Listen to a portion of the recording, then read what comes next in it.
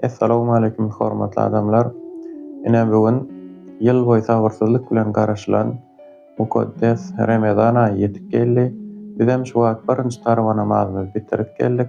Ähli tarawa namazyny okandan hawa namazlaryny Allahyň öz dergähine kabul etsin. Okumadyklar adam okumaklygy nesip etsin.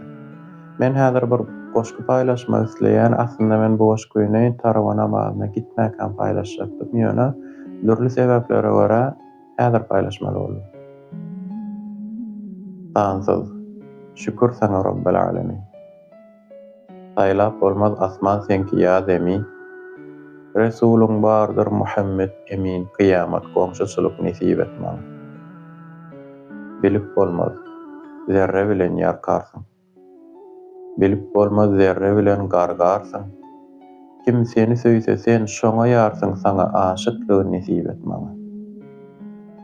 Ak iman abraýdan paýmy alsam, salam kesbärligi torbama salsam, iýje günnüz ışkyň uğruna bolsam eden arzularmy nesip et maňa. Aksat, ýollar bilen cennet tapylmaz. Amanat gitmese depder ýapylmaz. Haram sapak halal iňňe sapylmaz. Kyn ýollardan geçmek nesip et maňa.